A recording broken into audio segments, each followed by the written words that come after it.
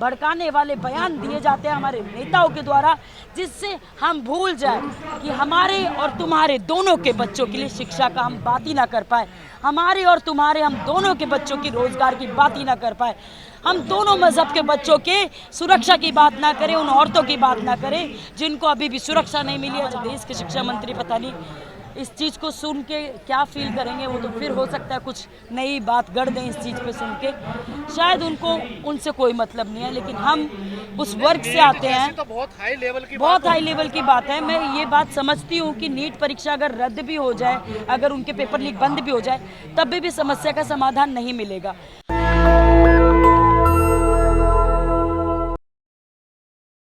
हो रहा है कि मानसिकता ना बदले, अगर कोई दलित का बच्चा पढ़ लेगा, एक मजदूर का बच्चा पढ़ लेगा, तो वो सवाल करेगा कि इतनी गैर बराबरी कैसे है, इतना पैसा उनके पास कैसे है। हर एक मजदूर का अगर कंपनी में काम करता है, उसका ESI PF नहीं मिलता है, अगर वो काम कर रहा है 20 साल से, उसका वेतन नहीं बढ़ाया जा रहा है, उसके हर महीने पॉकेट मार होती है 20-20, 25-25 हज़ार की, वो सारा पैसा कहाँ जाता है? वो सारा जाता है इन राजनेताओं के पास, इन राजनीतिक पार्टियों के पास, और वो उन्हीं पैसों से हमारे देश में राज करते हैं, गलत दंगे फसाद करते हैं, हिंदू मुसलमान में लड़ाई करवाते हैं, जानबूझ के आपस में लड़ते रहो, एक दूसरे का सर काटते रहो, गरीब को मारता रह रहा है।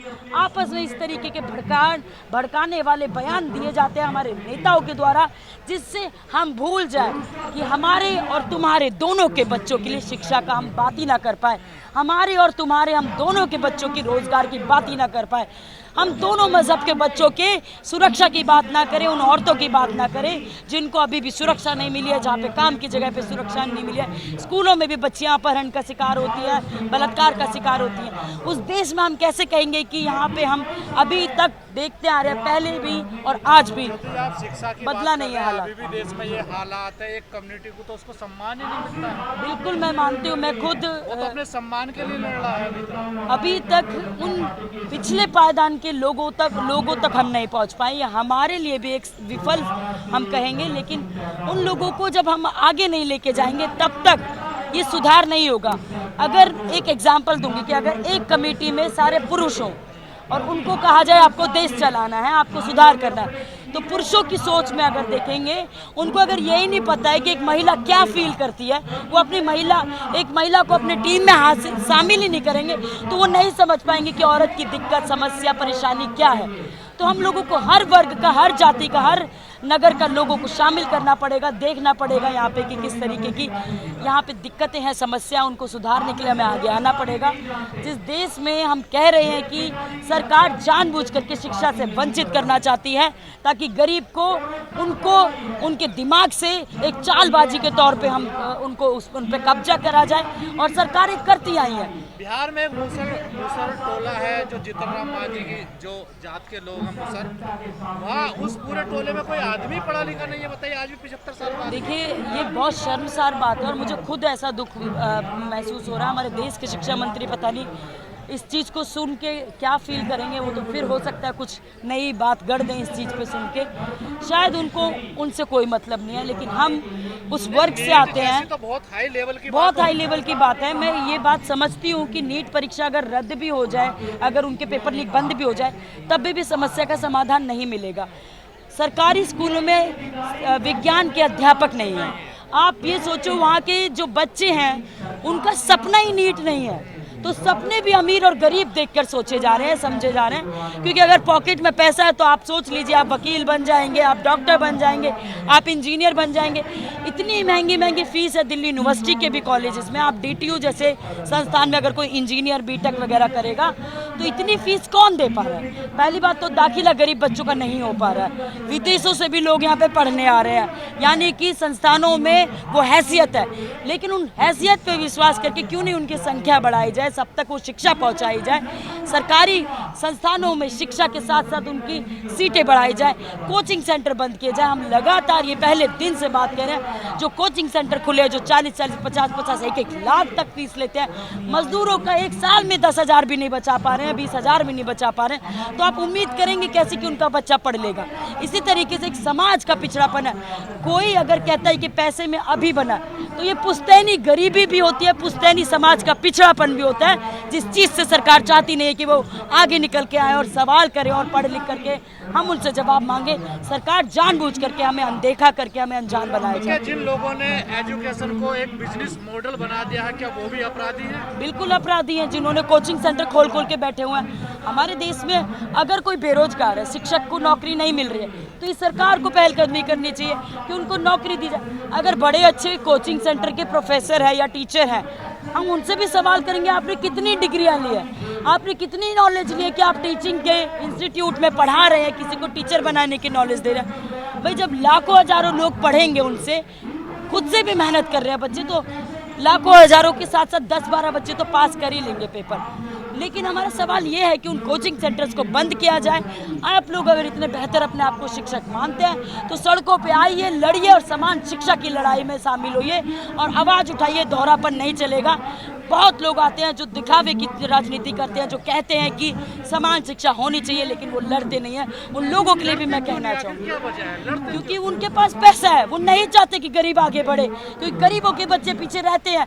शिक्षा ही एक माध्यम होता है जो हम अपने वर्ग, अपनी समुदाय, अपनी जाति से निकल के बाहर जा सकते हैं और अपने देश का भी विकास कर सकते हैं। उन सभी युवाओं को नौकरी देकर के हम अपने देश को नंबर 1 ला सकते हैं, लेकिन सरकार नहीं चाहती है। वो कुछ चंद पैसों पे हमारे भारत देश में 1% परिवारों पे 80% युवा परिवारों की संपत्ति है। आप सोचेंगे कितना अंतर है। सारी संपत्ति लूट के ले ली गई है। कितनी कंपनियों में आप सिर्फ 10 मजदूरों से पूछिए कितने सालों से काम कर रहे हैं, कितना उनको वेतन मिलता है। अरे डबल ड्यूटी करते हैं, नाइट ड्यूटी करते हैं, तब भी 14,000 नहीं कमा पाते हैं। मैं खुद देखती हूँ हमारे इलाके में, बस्तियों में लोग आते हैं, 2 बच्चे हैं, 10,000 में नई महिला अगर जा रही है, भाई तुम्हारी तो उम्र हो गई है, आप तो 5,000 भी मुश्किल से देंगे आपको।